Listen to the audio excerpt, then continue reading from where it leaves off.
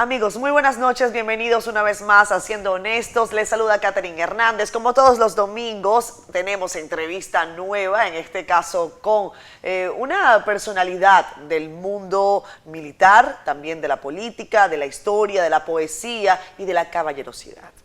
Me refiero a el general José Miguel Soto Jiménez, quien nos acompaña durante la noche de hoy. General, ¿cómo está usted? Encantado. ¿Cómo está? Bueno, muy bien, gracias a Dios. ¿Cómo está usted? Esa es la pregunta. Bueno, muy complacido de encontrarme en este espacio. Las razones sobran, no solamente por el nombre, sino por estar en compañía de tan preciados amigos y tan hermosa compañía como la suya. Muchas gracias.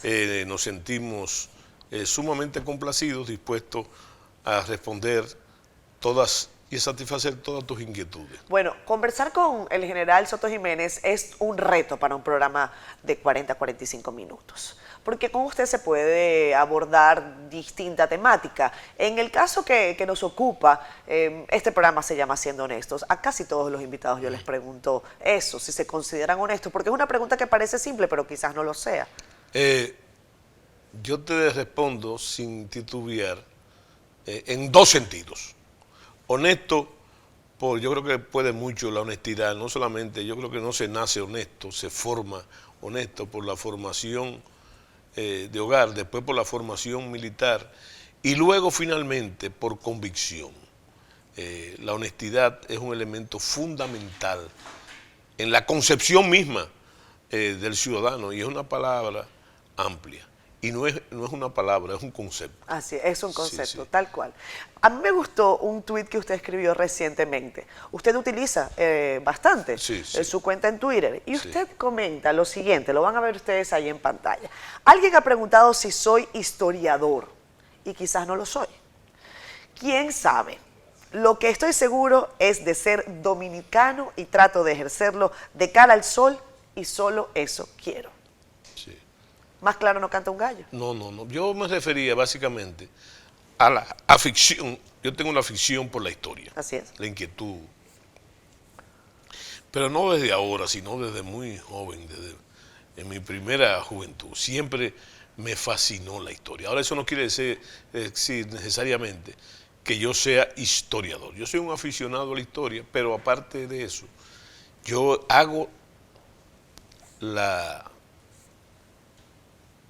Yo señalo, quiero ser enfático, porque respeto mucho esa condición. Yo me refería a los historiadores profesionales. ¿A qué me refiero a eso? Los historiadores que han estudiado en las universidades el caso de la historia.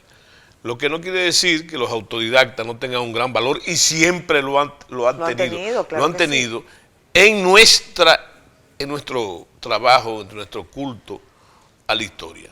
Muchos, no solamente con respecto a la educación superior, tú te encuentras con profesionales de otras carreras liberales. Por ejemplo, y siempre lo ha habido, hay médicos historiadores. Sin duda. Hay sociólogos, economistas, geógrafos, que son historiadores. Con lo de la geografía es más afín, porque alguien dijo una vez, creo que fue von Ritter, que él decía que la historia era la geografía en movimiento. Pero también estuve revisando sobre, militares que han establecido un vínculo con la investigación y hay quizás algunos que se les considera intelectuales en la República Dominicana. Leí un artículo muy bueno que lo vamos a poner en pantalla, publicado en el Diario Libre, en donde hablaban de su obra. Yo, siendo honestas, me he leído dos suyas, que además me regaló el querido, dos me las regaló usted y otras dos tengo por leerlas. Tengo estas dos que ya yo me leí. Esta me la regaló usted en la última entrevista, La Fuñente y los recuerdos de Trancajilo. Qué cosa tan interesante. Cuando usted utiliza este glosario, es una suerte de glosario de términos de referencia del mundo militar. ¿Y cuánto tiempo le ha tomado a usted hacer esto? Además debe ser divertido realizarlo. No, y déjame decirte una cosa. Claro que está la idea preconcebida, de la tan consabida inspiración que viene de épocas inmemoriales, pero inmemorables. Pero yo te quiero decir algo realmente, que quizás por una costumbre, y el campesino dice, yo creo que tú lo viste ahí, que maña vieja no es costumbre. Exacto. Yo te digo que eso es parte de mi cotidianidad. Escribir para mí, yo no necesito condiciones especiales. Para escribir. Sí, quizás, para ser honestos, un puro. Un puro. Un puro sí, me despierta esas traviesas deidades del inconsciente colectivo, pero realmente es un hábito. Es un hábito que está muy relacionado al estilo y a la técnica, porque yo pienso que lo que sí es dominante es el dominio de la técnica, y tú, con una vez tú dominas la técnica, te puedes no solamente incentivar, sino inocular también, ¿verdad? Entonces te llega la idea fundamental, el tema, y ya tú, si dominas la técnica, entonces comienzas a escribir. Naturalmente, en temas como la historia, la sociología, la antropología, eso reclama necesariamente un trabajo de investigación. Claro, claro. Un trabajo de investigación, y a eso yo me refiero con dominar la técnica, ¿verdad? Hay muchas personas que usan las fichas bibliográficas porque esa es una de las condiciones que tiene nuestra historiografía, y es que la mayoría de los datos históricos están esparcidos en una bibliografía bastante amplia. Entonces eso hay que recogerlo. Lo primero es haber leído mucho, lo suficiente. Además, yo me atrevo a decirte que no se puede realmente escribir con éxito si no ha sido un lector consuetudinario. Exactamente. Sí. General, me ha llamado la atención, yo no sé si esta palabra está contenida acá en los recuerdos de Trancajilo, que tienen un poco de glosario en términos militares o más en la fuñenda, pero en Venezuela usamos una palabra que es embraguetarse. Sí. Sí, sí. Y yo sé que usted, cuando se refiere a los temas de nación y a los temas de la dominicanidad y de la lucha por el territorio y por la patria, pues se embragueta. Sí. Y en Venezuela tenemos esa lógica. Bueno, eso es un general embraguetado. Sí. Hablemos de la situación de la seguridad territorial de la República Dominicana. Acaba de ocurrir una cumbre de las Américas en donde el debate sobre Haití, sobre la migración, está una vez más sobre la mesa. ¿Estas cumbres usted cree que tienen algún resultado? Bueno, pero lo primero que debemos aclarar, porque me hiciste la pregunta, es sobre el asunto de la bragueta. Ajá. Bueno, fíjate, yo creo que, sin tratar de hacerme el simpático contigo, yo creo que hay un gran contenido de la venezolanidad que tiene sus orígenes en la dominicanidad, por un asunto puramente histórico. Nosotros fuimos la primera colonia del Nuevo Mundo, de aquí partió la inmensa legión de capitanes embraguetados a conquistar y a descubrir el continente. Y en el caso de Venezuela está un caso interesantísimo, que es el del capitán Alonso de Ojeda, uno de los conquistadores de Venezuela, pero resulta que ese señor estuvo primero aquí y fue un personaje aquí, porque aquí se le conoce como el Caballero de la Virgen, porque él fue el actor principal, el comandante español en la batalla famosa de la Vega Real, y entonces participó activamente. Yo lo que quería decirte, que hay muchos términos que son comunes, y no solamente comunes, sino que están tropicalizados de aquí, ¿verdad? Y desarrollados en otro ambiente, naturalmente, porque debo señalar también que los venezolanos tienen sus particularidades, palabras que nosotros nunca hemos usado. Por ejemplo, allá tú serías una catira. Yo sería una catira. Una catira, bueno. Bueno, le voy a decir, yo sería una catira a juro. Sí. Porque yo catira no soy. Está bien. Entonces yo sería catira a juro. Sí, bueno, pero está bien. Pero entonces aquí eso no es... Pero usted también sería un catire, porque usted tiene los ojos...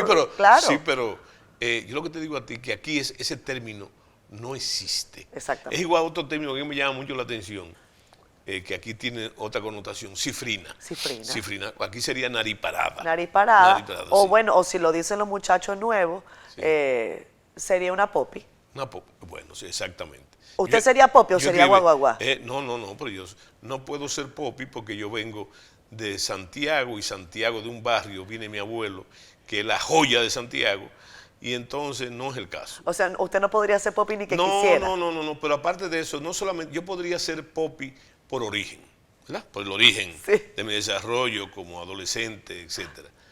Pero yo reniego de los popis. Yo les reniego de la condición del popi.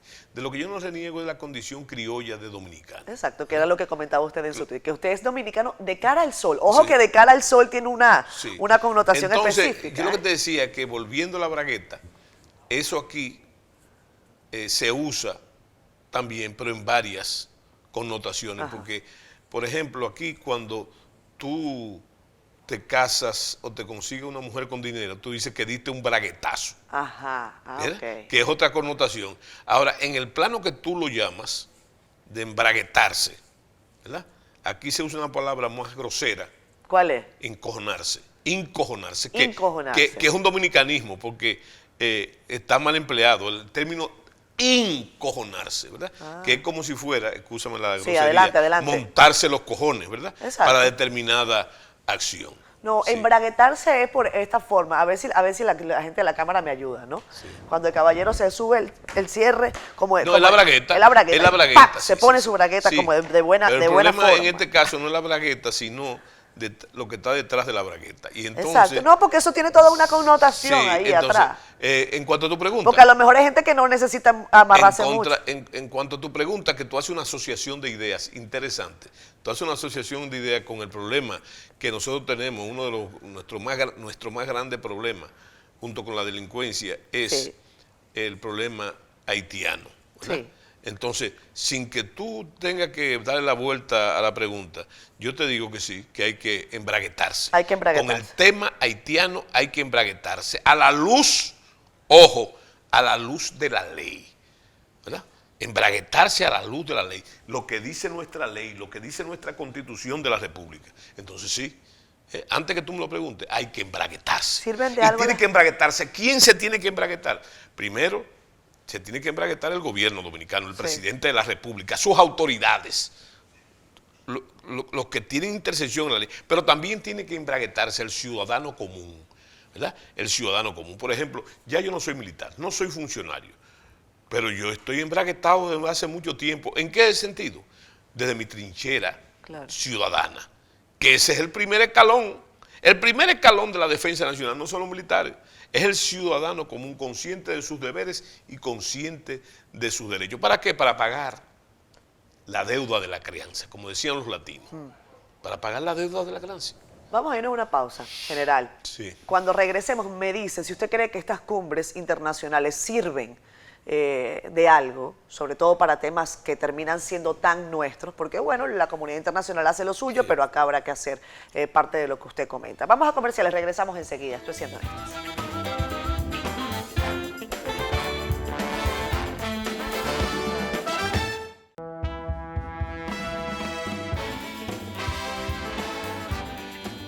Regresamos con Siendo Honestos, hoy con el general José Miguel Soto Jiménez, hablando de dominicanidad, de patria, de nación, de esos términos a los que vale la pena volver y volver, porque jamás uno puede cansarse de lo propio, de lo de uno. Y bueno, yo como una venezolana con el corazón afincado en esta patria, en República Dominicana, agradezco cuando uno puede abordar temas históricos con personalidades como el general Soto Jiménez, porque uno aprende mucho además, y vale la pena recurrir una vez más a la historia para saldar esos huecos, esas sombras, esos baches históricos que tanto daño le hacen a la conformación de la sociedad moderna. Hablábamos en la parte anterior sobre el tema de las cumbres, si tienen o no alguna consecuencia para precisamente salvaguardar la defensa de la nación. Bueno, no sin antes, y tú dirás que yo estoy obsesionado. No, pero usted es un apasionado del idioma y del lenguaje. Hacer otra salvedad importante en el tema de embraguetarse. Ajá. Realmente el término que corresponde directamente, cargado con el mismo sentido, es empantalonarse, ¿verdad? Empantalonarse.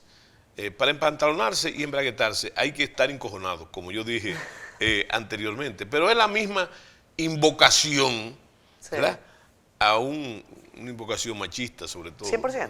Sobre todo, pero yo pienso que de eso estamos falta. Las cumbres. Mira, las cumbres tienen un origen formal interesante.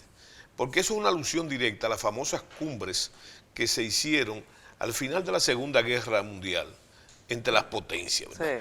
Sí. Bueno, pero después se ha ido generalizando el tema como recurso. Fue un instrumento fundamental, ojo, no durante, sino al término de la Guerra Fría, que se ha... Bueno, lo importante de eso, si se reclama, con eso, como se hizo al principio en las primeras cumbres, sí, cuando se pusieron de modo a las cumbres presidenciales, porque también habían las cumbres derivadas de ellas ministeriales, sí, y yo fui a la primera cumbre ministerial de Williamsburg, por ejemplo, no como ministro de Defensa, que no lo era, sino como delegado y edecán del almirante Vargas Cepeda, que era el ministro. Entonces yo lo que te digo es que fuera de la connotación emblemática que se hacía con respecto al famoso ideal panamericanista, ¿verdad?, que conceptualmente eso es lo que reclama, y eso no es, no tiene otro origen que el pensamiento de Bolívar, ¿verdad?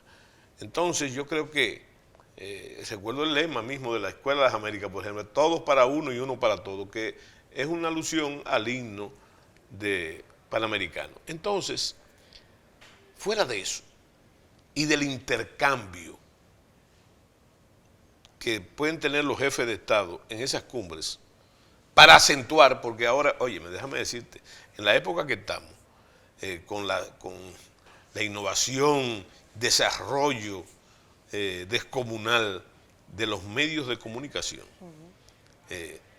al principio las cumbres eran muy importantes para la comunicación, ¿verdad? Y sobre todo por lo laxo que era la democracia, digo la burocracia. La burocracia, sí. Pero ya ahora, simplemente esas cumbres son como un acento en esas relaciones, un acento importante, pero no creo que tenga nada de definición definitoria, porque también hay que decirlo, y si no lo digo, cometería un pecado de omisión, que las cumbres también fueron un instrumento más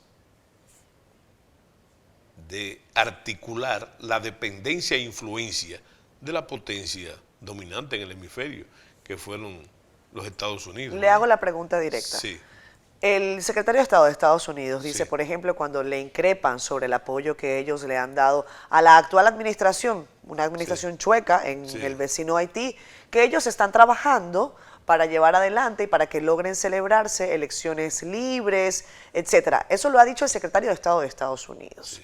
Yo decía en un programa reciente que yo no veo tal actividad. No sé si lo estarán haciendo de manera oculta, secreta, pero yo no veo demasiado interés. Esa actitud explica lo que se ha querido descargar con razón sobre la Organización de las Naciones Unidas.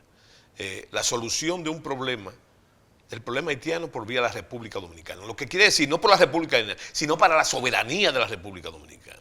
Que el presidente de la República, ¿verdad?, y yo le tomé la palabra y espero que la cumplan esa misma tesitura, que es la expectativa de la población, entonces lo ha reiterado, que no hay solución del problema haitiano en términos dominicanos. Pero esa presión del secretario de Estado no es más que hay, fíjate cómo caen las barajas sobre la mesa. ¿De qué democracia me está hablando y de qué concepto de Estado en Haití? Hay un problema serio, un fenómeno raro. Ya Haití no es un Estado fuñido, ni es un Estado fallido. Haití se está operando la desaparición del Estado. Y en las narices de los Estados Unidos y las potencias que le han sido subsidiarias y acreedoras. ¿Pero usted cree que hay un interés detrás de que eso ocurra? ¿Pero quién? Claro, de que no haya claro, Estado. Y sobre todo, ellos lo consideran que es lo peor, mucho más barato. Mucho más, es mejor solucionarlo vía la República Dominicana desde su punto de vista, ¿verdad?, sin tener que hacer la inversión que presupone la rehabilitación de Haití, que hacerlo aquí. Pero lo que no se quiere ver, y ahí debería ir una mala palabra de mi parte, ahí, ha seguido, una prótesis. Que empieza con C y termina Sí, con O. exactamente. Lo que no se quiere ver es que nosotros no podemos hacernos cargo de Haití, ni de sus problemas. Nosotros hemos dado demasiado ya. Porque, ¿cómo podemos nosotros, entonces, cargar con ese peso? Yo le voy a O con preguntar. ese peso, pero hay una cosa peor. Pero Sí. piénsalo en términos presupuestarios. Lo que nosotros hemos conseguido a duras penas, porque no tenemos la fortuna de tener petróleo como Venezuela ni otra cosa, ¿verdad? ¿Fortuna o infortuna? Sí, bueno, Ok, lo que ha pasado es que los frutos de la democracia no se los podemos dar a otras personas que no sean dominicanos, porque eso es esa es nuestra heredad, es nuestro proceso, y eso no es simplemente retórica. ¿Usted cuando fue ministro de Defensa sufrió presiones de algún gobierno extranjero para tratar de adelantar algún porque proceso de esta yo índole? simplemente lo puse claro. Recuerdo una famosa reunión en que yo dije, con el tema de la droga, que yo le dije a la gente, a las personalidades de las agencias norteamericanas, en presencia del Estado Mayor General, dije, miren, nosotros vamos a implementar una lucha sostenida contra el narcotráfico, pero no es para complacer a los Estados Unidos, sino porque la droga daña la democracia, daña nuestra juventud. Esa es la posición. En cuanto a la soberanía nacional, que muchos dicen que está mediatizada, y el imaginario popular hace una... Mire, a mí, es más, yo tuve varios problemas, no por eso, sino por el asomo de que podría producirse eso, Y en una oportunidad le dije a un señor embajador, le dije, mire, oiga lo que le voy a decir. A mí no hay que leerme la cartilla, porque yo me la sé. Y eso fue a raíz de las elecciones, porque las elecciones dominicanas van a transcurrir sin novedad, por la sencilla razón de que ya se ha desarrollado una conciencia democrática en la República Dominicana. Ahora, ese es un mérito del pueblo dominicano, de la sociedad dominicana y de las Fuerzas Armadas dominicanas, como custodias del proceso. Pero no necesariamente tiene que ser, entonces, porque aquí venga ningún procónsul del imperialismo yanqui, como decía la izquierda, a trazar esas pautas, ¿verdad? A leer esa cartilla, como es costumbre, porque son mensajes subliminales. Eso que tú dices, ¿recibió presiones? No, pero por ejemplo, consulta la historia. Cada vez que aquí hay elecciones, viene una visita casual de un general de 4 o de 3 estrellas del Comando Sur a visitarnos, ¿verdad? En víspera de las elecciones.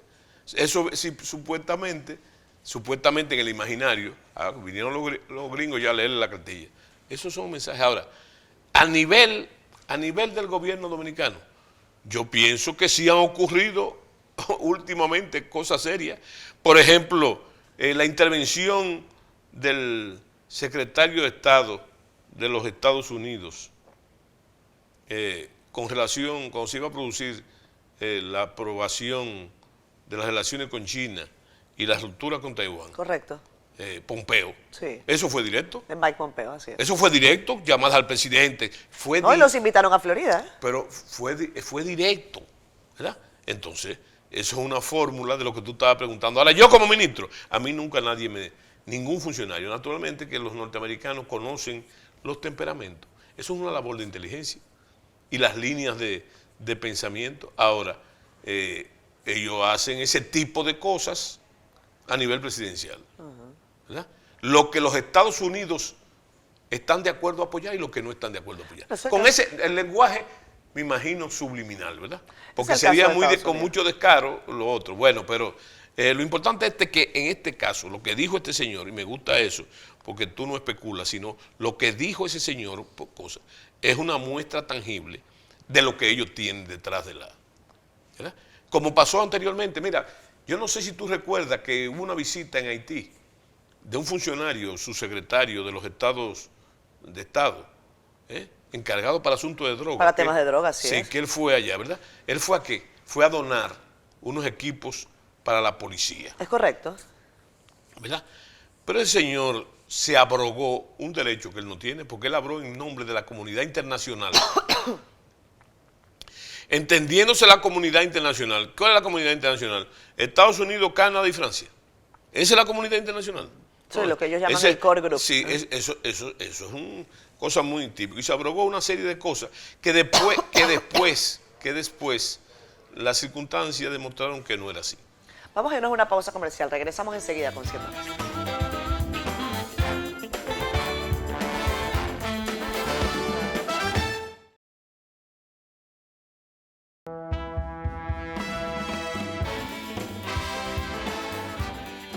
Regresamos con más Siendo Honestos, hoy con el general José Miguel Soto Jiménez, hablando de varios temas interesantes. República Dominicana, general, atravesando por una situación delicada en materia de delincuencia, de lucha contra la inseguridad y el delito. Algunos creen que se trata de, bueno, de grandes estructuras, otros creen que no, que es crimen de ladronismo, de cosas que no son necesariamente importantes, pero cuando uno advierte lo que está ocurriendo en las calles, el tipo de armamento que se utiliza, uno puede pensar que hay cosas que uno no sabe y que qué es lo que se está moviendo atrás de eso. Usted ha sido ministro de Defensa, tiene dominio por demás sobre este particular, y me gustaría tener su impresión sobre también la ejecución de planes que ha llevado adelante el gobierno del presidente Abinader, conjuntos entre la policía, el ejército. Eso se había hecho antes.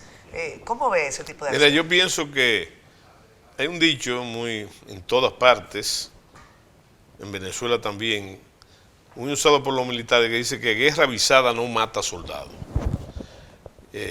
Sin pretender ser un oráculo o un profeta, yo hace más de 30 años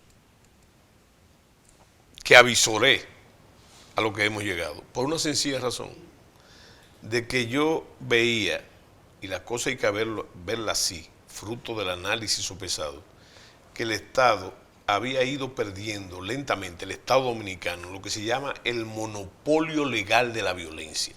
Y había muchos síntomas. El alto grado de armamentismo del país, que es uno de los síntomas, los hechos recurrentes de violencia en todos los sentidos, y no solamente de delincuencia, sino de violencia, y en ese sentido la burocratización de los aparatos de sanción de las Fuerzas Armadas, de la policía, el problema que entonces había con la justicia, un problema de descoyunturización, diría yo, aunque no sea un término legal, de la justicia. Entonces yo pronostiqué lo que iba a pasar, y pronostiqué la única forma que había de enfrentarlo en ese momento, y era que cuando se llegaban a los picos de esa delincuencia, entonces había que declararle, yo decía, que había que declararle una guerra a la delincuencia. En Honduras, déjame decirte que pasó algo parecido a lo que está pasando aquí. Con respecto, sobre todo a las bandas, y entonces recuerdo cuál fue la fórmula. La fórmula fue que, primero, para meterlo en un marco legal, suspendieron las garantías constitucionales y después tiraron las Fuerzas Armadas a la calle a corregir el problema, y se corrigió. En esa época, de hace 30 años. Entonces yo te digo a ti, que en el caso de nosotros... O sea, eso elimina el problema, por decirlo de alguna manera, hasta temporal, en general. Sí, no. En el caso de nosotros... Bueno, porque ahí vamos a caer en otra cosa. El gran problema de la delincuencia, la causal fundamental de la delincuencia, es lo que nosotros llamamos el deterioro de las condiciones de vida. Claro. ¿Verdad? Y sobre todo, la insolvencia del Estado para pagar la gran deuda social que existe en la República Dominicana. Naturalmente, esa es la causa. Pero a esperar que eso se resuelva, que es un problema político más complejo, claro, no podemos cruzarnos de brazos. Mientras tanto hay que actuar. Cruzar de brazos. Entonces fíjate que si tú apelas a las estadísticas, tú vas a ver cómo ha ido subiendo la delincuencia. Fíjate, recuérdate como antecedente, no tiene que ver nada con anuncios personales, pero yo implementé lo que se fueron los operativos Centella, Guaraguao, para hacer lo mismo. Mire, ayer me sotorreí mucho, porque vi... ¿Se sotorrió mucho? Sí, porque vi... está bueno eso. Porque vi que un operativo que se hizo, creo que fue en Capotillo, no sí, sé qué dónde. Que metieron un tanque. Que no solamente es un tanque, sino porque capturaron muchísimos, cogieron droga, cogieron de todo. Sí. Bueno, pero ese era el resultado, en otro sentido, del Centella Guaraguao, ¿verdad? Donde la policía trabajó también paralelamente con nosotros, en eso se hicieron coordinaciones importantes de eso y todas las agencias. Bueno, pero yo lo que te digo a ti, que a partir de ahí se ha ido descomponiendo, no solamente por la ineficiencia, hay que decirlo, por la ineficiencia de las autoridades, no solamente por la ineficiencia de las autoridades, sino también porque el dominicano tiene un problema. Es un problema cultural. ¿Tú sabes cuál es? Que el dominicano se acostumbra a todo, hasta lo malo se acostumbra. Y lo que puede ser una gran alarma, por la frecuencia y recurrencia se convierte en una costumbre. Y no debemos acostumbrarnos, y debemos enojarnos, y debemos protestar, ¿verdad? Para exigir un bien que no es un regalo del Estado, ni de ningún gobierno. Eso, la seguridad ciudadana es una responsabilidad del gobierno dominicano, es una y del jefe del Estado. Pero uno está viendo a la gente armarse en general. Hay gente que hay barrios que se están armando para combatir la delincuencia y eso es delicado. Sí, yo no me refiero a eso. No, lo sé, lo sé. Yo me refiero básicamente. Yo veo los peligros. En que debemos preocuparnos, enojarnos, exigirlo, porque no es un regalo. Eso lo paga la seguridad ciudadana, que es un deber del presidente, de la presidencia de la República, del gobierno.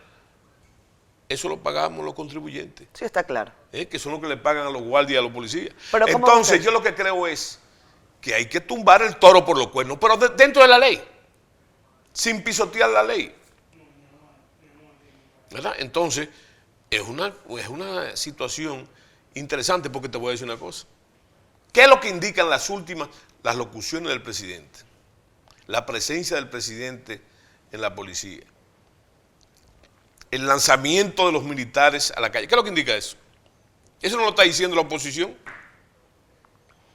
Lo está diciendo el gobierno. Lo que está diciendo el gobierno es que el problema de la seguridad ciudadana se le ha ido a las autoridades de las manos. Sí. Pero no simplemente, ahora lo enfocan a la policía, ¿verdad? Que es una de las causales fundamentales en su trabajo de eficiencia, pero también en muchos órdenes de parte del gobierno. Por lo tanto, yo pienso que es un hecho que la violencia y la policía está desbordada. Hay que llevarse de los síntomas. Todo es lamentable, los síntomas que ocurren. Lo sufre la ciudadanía. Y entonces, ¿usted cree en el desarme? Es que yo creo en paso en el desarme después que se agoten una serie de circunstancias, porque si ya yo te he dicho que el alto grado de armamentismo es uno de los síntomas de la pérdida del monopolio de la violencia por parte del Estado, ¿qué vamos a tener si tú desarmas a la población? Vamos a dejar las expensas del bandolerismo.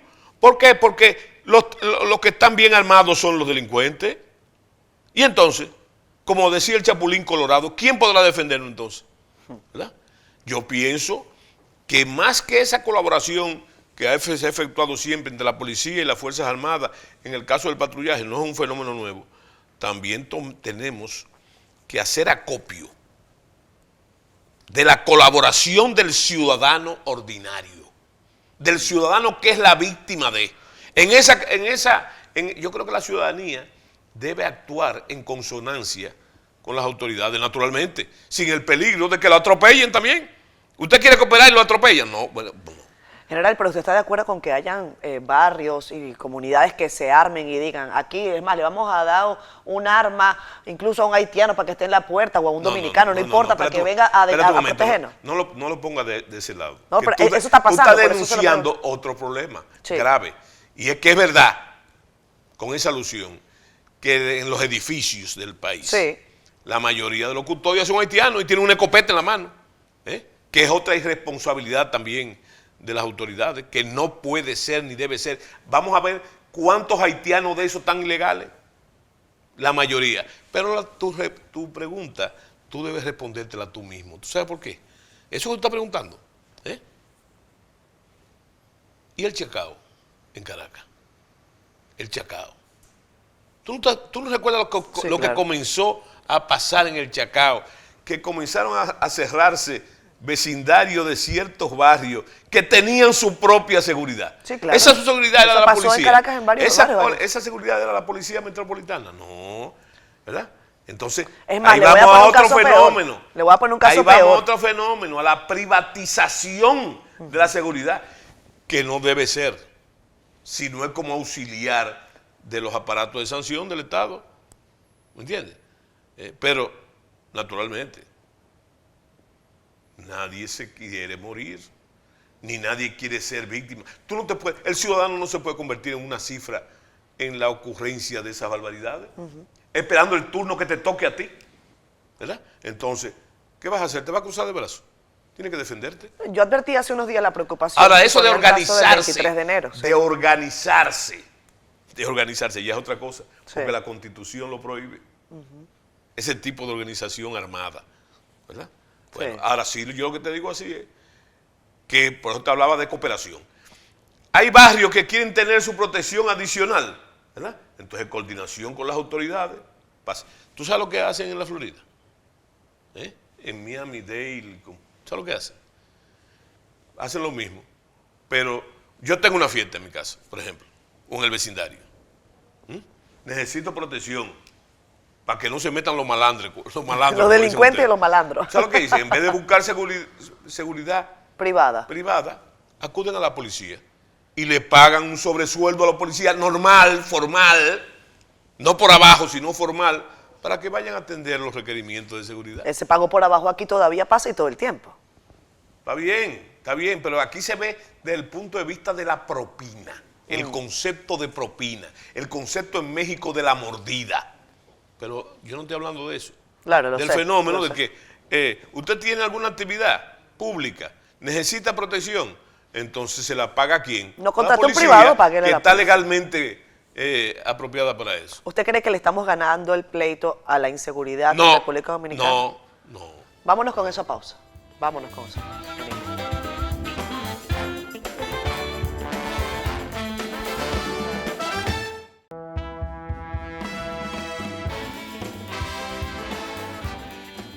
Regresamos con más hoy con el general Soto Jiménez. José Miguel Soto Jiménez. ¿A usted le gusta que le digan general, Soto, José Miguel? Dependiendo En eso del- yo no tengo preferencias. Ninguna. Naturalmente me pasé toda mi vida bajo la lógica militar. Exacto. ¿verdad? Y entonces se supone que por acondicionamiento conductivo, como decía, o conductual, como decía Jung, respondo mejor. General, yo tengo muchas preguntas para usted. En algún momento usted se lanzó a la presidencia de la República. Sí. ¿Usted mantiene esa intención? Claro, yo creo, yo tengo un concepto diferente al que tiene la gente. Yo pienso que aquí hay una serie de gente sensata, gente bien, gente que piensa bien, y que de un momento le pica el mosquito del presidencialismo. Y entonces eso, si eso simplemente fuera así, pero eso le cambia la lógica a la personalidad, ¿verdad? Entonces hay mucha gente extraviada con eso. A mí no, porque yo pienso que yo puedo hacer, sigo creyendo, puedo hacer grandes aportes a los grandes problemas de la nación. No de forma oportunista, simplemente por el asunto de la seguridad y otros aspectos que son fundamentalmente de mi especificidad, sino por el más importante de esos ¿Cuál? atributos, ¿Cuál? que es la dominicanidad. Yo he sido muchas cosas en mi vida y la mayoría de las cosas que he hecho he tenido éxito, ¿verdad? Pero de lo único que yo estoy orgulloso, yo podría estar orgulloso de muchas cosas, pero de lo único que yo estoy realmente orgulloso, ¿verdad?, es de ser dominicano y de ejercerlo, porque eso es mucho más que una palabra, ejercerlo. De eso es lo realmente, es más, eso es lo que único que justifica. Por eso, yo creo que la gran obra, mi gran obra, debe ser mi familia, por una sencilla razón, porque hay un legado. Yo quiero que mis hijos, hembras y varones, me releven en ese oficio apasionado de la dominicanidad, ¿verdad? Y trato de que ellos beban en esa fuente, se han formado en esa fuente, pero yo creo que el trabajo del ejemplo no muere nunca. En esa intención de buscar la presidencia de la República, ¿usted cree que haber sido, bueno, usted es general retirado, ¿cierto? Sí. Que haber sido militar le favorece o le quita puntos. Mira, depende de cómo tú lo veas. Te voy a decir una cosa. Sobre todo un país con la lógica. En el debate político, inclusive hay trabajos periodísticos sobre eso, de que los militares no han tenido éxito en la política. Entonces yo me vuelvo a sotorreír y no lo discuto. Porque eso tiene que ver algo relativo a los últimos 50 años. Pero si tú coges una lista del pasado, vas a ver que el 80% de los presidentes de la República han sido militares. El 80%. Como en otros países, ¿verdad? Tú tienes el caso en los Estados Unidos, por ejemplo. El primer presidente, un general, ¿verdad? Bueno, y hay otros generales que han sido presidentes. Eisenhower fue presidente. Hay otros casos. El general Grant fue presidente. Ahora, yo lo que te digo que aquí, oye el número que te estoy diciendo, desde la fundación de la República hasta el siglo XX, la grilla de generales de presidente ha estado dominado por los generales. Ahora bien, en lo contemporáneo, tú vas a ver que también es mentira. Lo contemporáneo me refiero, que fue general, fue presidente de la República, el general Antonio Inver Barrera en la Guerra de Abril. Fue presidente de la República el coronel Francisco Alberto Camaño Deñó, del otro lado. ¿Tú me entiendes lo que te digo?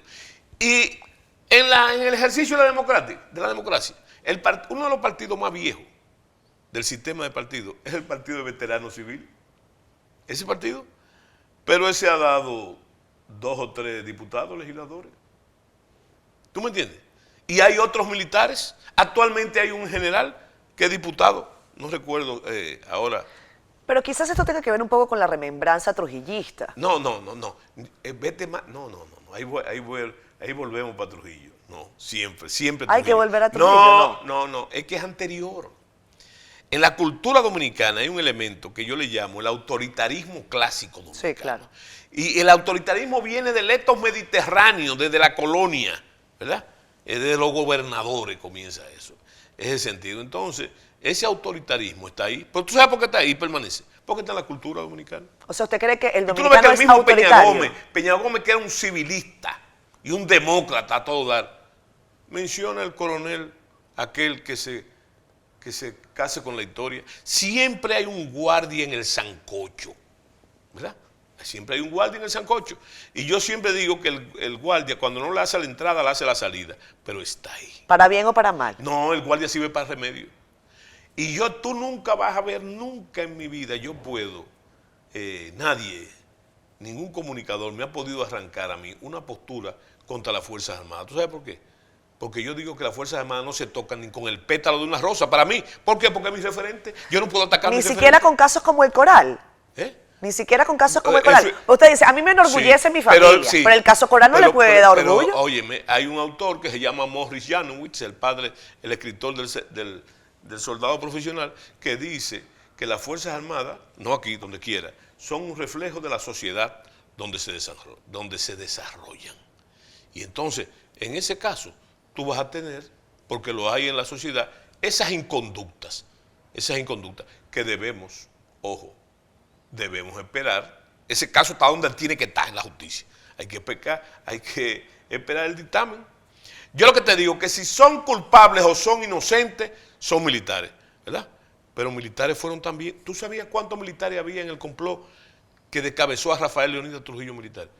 Molina. Había varios militares. Está el teniente Amado García. Así es. Está el general Juan Tomás Díaz. O sea que, y tú sabes que la Guerra de Abril, la Guerra de Abril fue un acontecimiento histórico importante, pero también en el plano hemisférico, latinoamericano. ¿Tú sabes por qué? Hispanoamericano. ¿Tú sabes por qué? Porque es una de las pocas revoluciones que se ha hecho para defender una constitución. Se hizo en virtud a eso. Entonces, yo lo que te digo a ti, tú sabes que los 2 líderes de esa revolución fueron militares, los 2. Esas Fuerzas Armadas que tanto se critican, el autoritarismo, que son corruptas, esas mismas, son las mismas Fuerzas Armadas que cometieron en el pasado muchísimos abusos.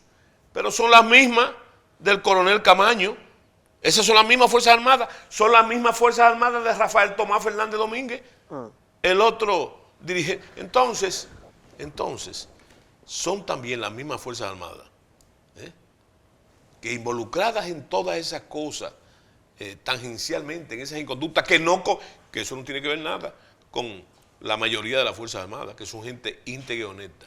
Pero nadie se pregunta en esa inquietud que tú tienes, el soldado que a esta misma hora, y a las 3 de la mañana, y a las 4 de la mañana, a las 5, está en una garita, luchando contra el sueño, aguantando frío, custodiando la seguridad del pueblo dominicano. General, usted ha dicho algo que a mí me ha quedado resonando. ¿Usted cree que el dominicano es culturalmente autoritario? No, es parte de su cultura. La cultura no es un todo.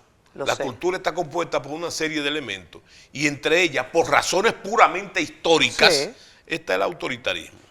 El autoritarismo, y por eso tú ves que hay un sector, cuando tú decodificas al dominicano vas a encontrar precisamente ese elemento. Cuando usted, como usted dice que usted es un dominicano de cara al sol, sí. Entonces yo le digo, además de, bueno, yo no le voy a decir que usted es autoritario, porque ¿usted es autoritario?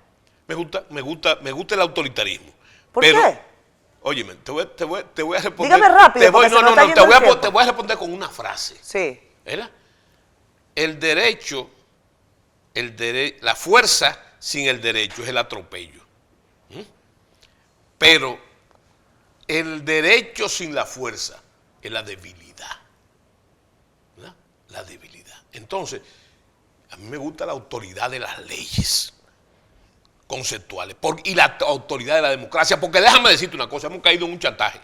La democracia sin la autoridad de las leyes, sin la fuerza que emana de ella, de la majestad de las leyes, entonces no puede alcanzar los extractos y las estancias que debe alcanzar.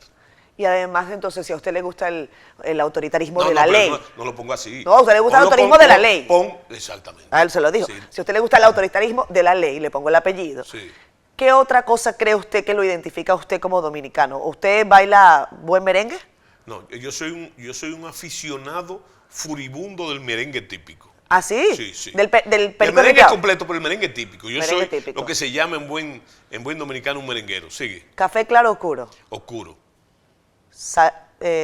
¿Dulce o amargo? No, me gusta el dulce, pero por razones de salud no puedo tomarlo. No puedo tomar. Tengo que tomar otros Como buen militar, ¿usted hace su cama?